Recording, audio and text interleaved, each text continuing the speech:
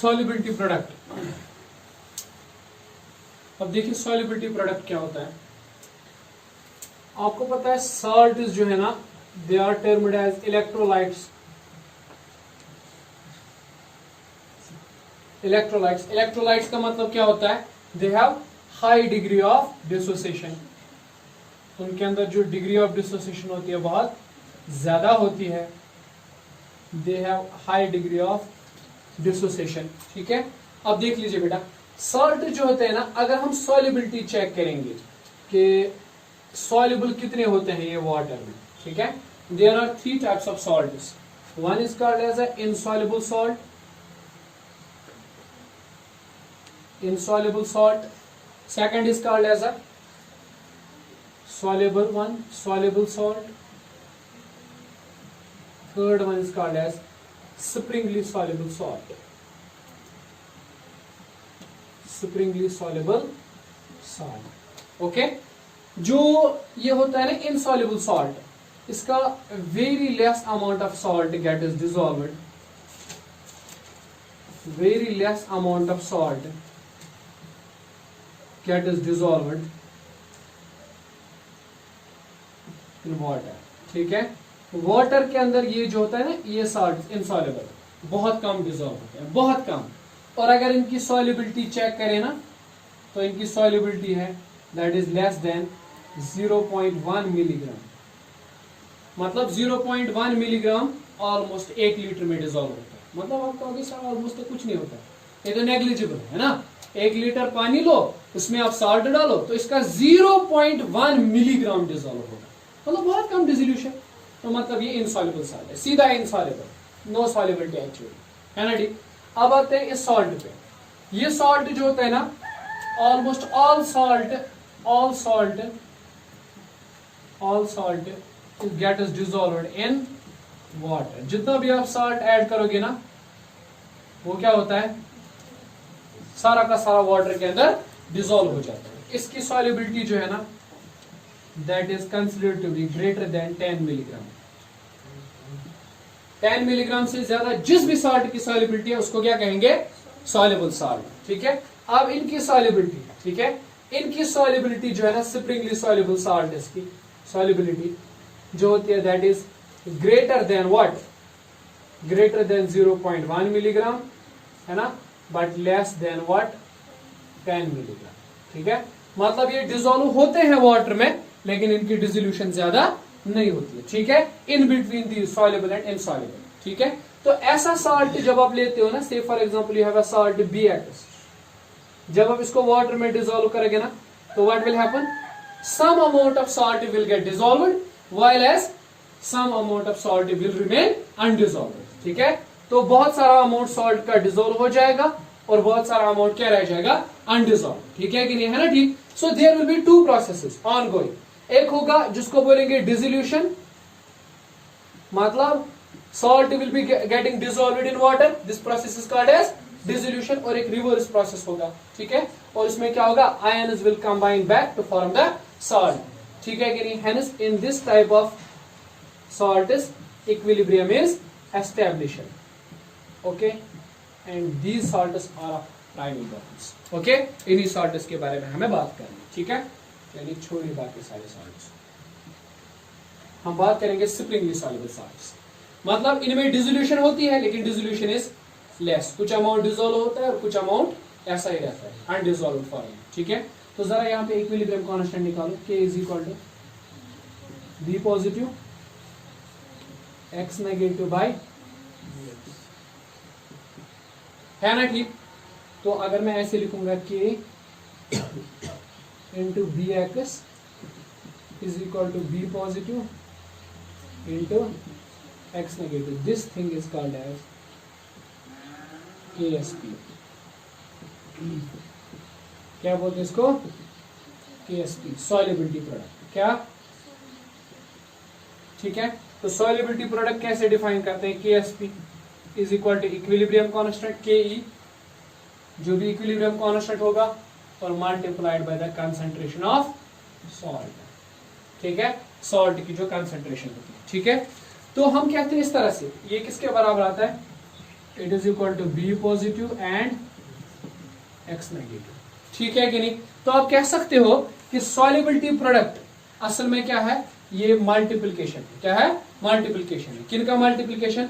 Salt में जो ions होते हैं ना, आयन्स, उनकी कंसंट्रेशन का मल्टीप्लिकेशन, उनकी कंसंट्रेशन का मल्टीप्लिकेशन, उसी चीज को कहते हैं सॉल्युबिलिटी प्रोडक्ट। क्या कहते हैं? सॉल्युबिलिटी। अभी आप पूछोगे सर जो वाटर था ना, वाटर H2O, उसको डिसोल्व किया था, बन गया था H positive and OH negative. फिर अगर इक्विलिब्रियम कांस्टेंट निकालते थे कि that is H positive OH negative divided by H2O। इस H2O को यहाँ पे मल्टीप्लाई ले जाते थे, Ke into H2O gives H positive into, तो what is this? This is the multiplication of what? Ions of water, ions of, इसको लिखते थे KW, आयनिक प्रोडक्ट लिखते थे ना। ठीक है, लिखते थे आयनिक प्रोडक्ट, लेकिन यहाँ पे क्या लिखते हैं इस चीज को? यहाँ पे आयनिक प्रोडक्ट नहीं लिखते हैं, यहाँ पे लिखते हैं solubility product. You now say sir what is the difference between ionic product and solubility product? Both are defined in the same way, है ना। Ionic product is a broader term, एक ब्रॉड टर्म है। किसी भी electrolyte, दुनिया के किसी भी इलेक्ट्रोलाइट के लिए आयनिक प्रोडक्ट निकाला जा सकता है। ठीक है, लेकिन सॉल्युबिलिटी प्रोडक्ट एक नैरो सेंस में यूज की जाती है for the salts which are sparingly soluble. Okay, for the salts which are sparingly soluble and the solution must be saturated. Solution must be saturated. Saturated का मतलब है आप और साल्ट ऐड करोगे तो वो ऐड नहीं होना चाहिए आप। ठीक है कि नहीं? आयनिक प्रोडक्ट आप निकाल सकते हो सॉल्युबल, अनसॉल्युबल, सैचुरेटेड, नॉन सैचुरेटेड, जिस भी सॉल्यूशन के लिए आप चाहो उसके लिए। ठीक है, लेकिन solubility product is particularly used for those salts which are sparingly soluble and for those solutions which are saturated ones. ठीक है कि नहीं? है ना। तो this is what, for example AgCl आप देख लीजिए, जरा देखो AgCl ब्रेक होता है, क्या प्रोड्यूस होता है? Ag positive and Cl negative. जरा सॉल्युबिलिटी प्रोडक्ट निकालो, KSP। It is simply concentration of Ag positive and Cl negative. ठीक है कि नहीं? है ना। सिमिलरली आप निकालिए BaSO4, BaCl2, what it will be? Ba diapositive plus 2Cl negative. जरा KSP बताओ, Ba diapositive into Cl negative, Cl negative के ऊपर 2, है ना। ठीक, इज दैट क्लियर?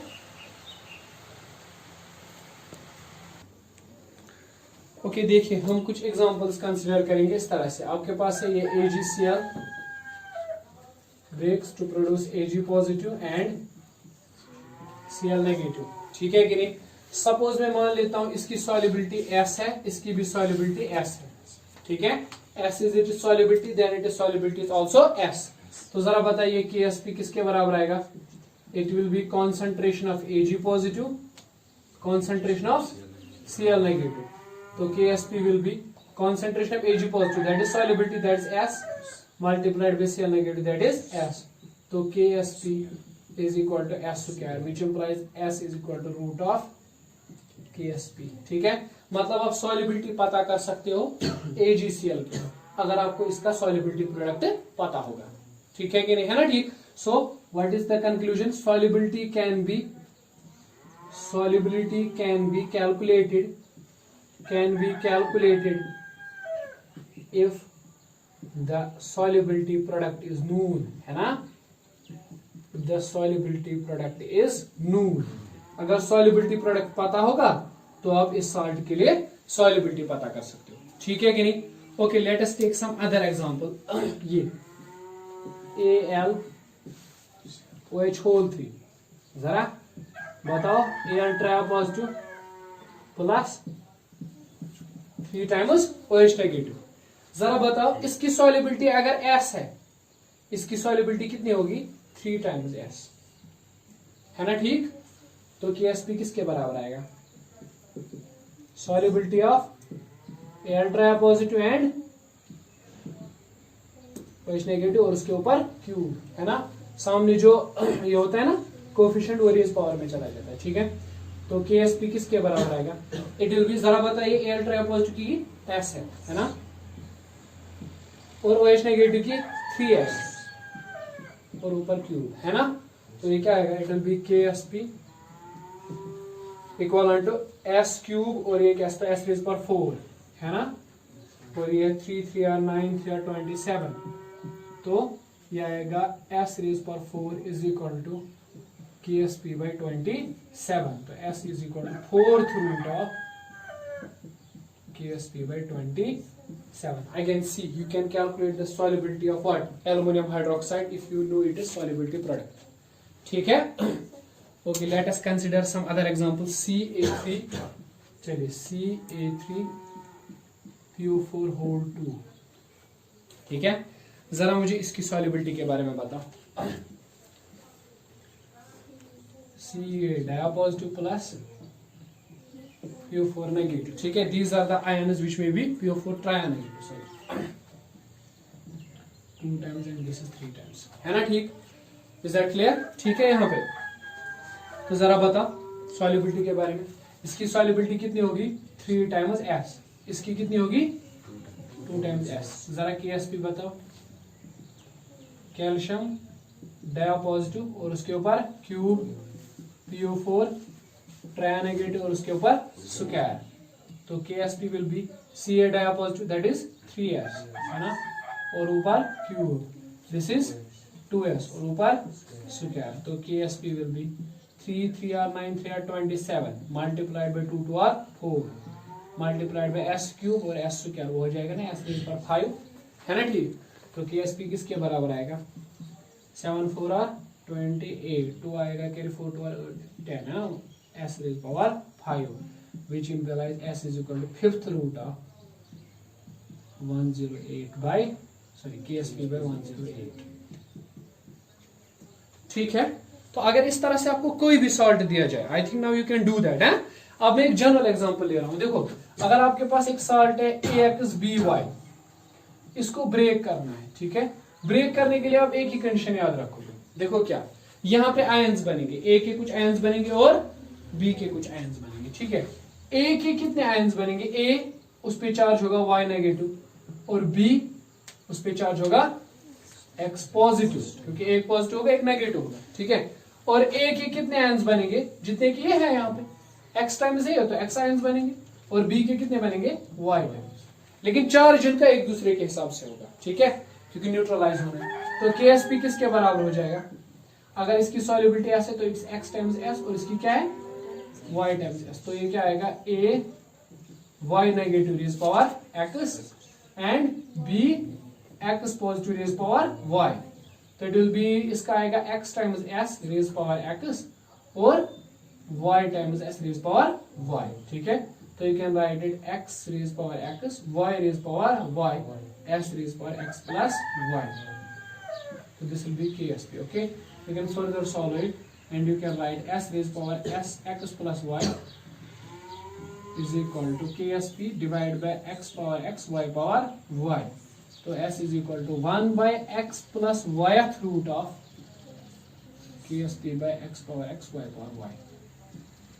ठीक है, so shortcut में if you know the solubility product of some salt you can calculate it as solubility. ठीक है कि नहीं, आप किसी भी सॉल्ट की solubility पता कर सकते हो अगर आप उसका solubility product जानते हो तो. ठीक है, and there are numerous salt जिनकी solubility पता है, जैसे AgCl की solubility निकाली गई है 1.8 into 10⁻⁻10. ठीक है, इस तरह से CaSO4 की निकाली गई है 9.1 into 10⁻⁶. तो it is given value, they are given values. Okay, तो ये आप याद रखेंगे. Now you got it that if we have solubility product, अगर हमारे पास solubility product होगा किसी भी salt का, if you know it is solubility product, you can calculate it as solubility. आप इसकी solubility पता कर सकते हो अगर आपको solubility product पता होगा तो.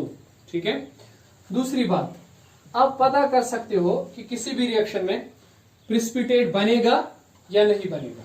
ठीक है, ठीक, मतलब it can be predicted whether precipitate is formed or not. ठीक है, using solubility product. अगर आप solubility product आपको किसी salt का पता होगा तो आप क्या कर सकते हो, आप पता लगा सकते हो. कि प्रोडक्ट ये जो है प्रिसिपिटेट बनेगा या नहीं बनेगा। ठीक है, इस तरह से देखो कैसे। आपको क्या करना है, आपको एक सॉल्ट लेना है। ठीक है, उस सॉल्ट का सॉल्युबिलिटी प्रोडक्ट आपको पता होगा KSP। ठीक है, उसी सॉल्ट का आपको आयनिक प्रोडक्ट निकालना है। ठीक है, उसी सॉल्ट के लिए क्या निकालोगे बेटा, आयनिक प्रोडक्ट, और उस सॉल्ट का सॉल्युबिलिटी प्रोडक्ट, दोनों चीजें आपको पता होनी चाहिए। ठीक है, अगर आयनिक प्रोडक्ट सॉल्युबिलिटी प्रोडक्ट से ज्यादा हुआ, अगर आयनिक प्रोडक्ट का वैल्यू सॉल्युबिलिटी प्रोडक्ट से ज्यादा होता है, तब क्या होगा, PPT will be formed, precipitate will be formed. वहां पे क्या बनेगा, प्रिसिपिटेट बनेगा। ठीक है, और अगर आयनिक प्रोडक्ट कम होता है किससे, सॉल्युबिलिटी प्रोडक्ट से, solubility is more, solubility product is more, it means that no precipitate is formed. Is it understood? ठीक है, I think this fact is obvious. देखो कैसे, अगर KSP का वैल्यू ज्यादा है मतलब solubility ज्यादा होगी, all the salt will be dissolved and there will be no precipitation. Okay, कोई solid precipitation नहीं बनेगी। ठीक, लेकिन अगर solubility product कम है तो कुछ salt dissolve नहीं होगा, वो precipitate की फॉर्म में बाहर निकलेगा। ठीक है, अनडिसॉल्व्ड फॉर्म में बाहर निकलेगा। ठीक है, so therefore you have to remember this thing. Okay, so using this solubility product concept you can calculate what, whether the precipitate is formed or not. Okay, so we'll be continuing with this in next lecture.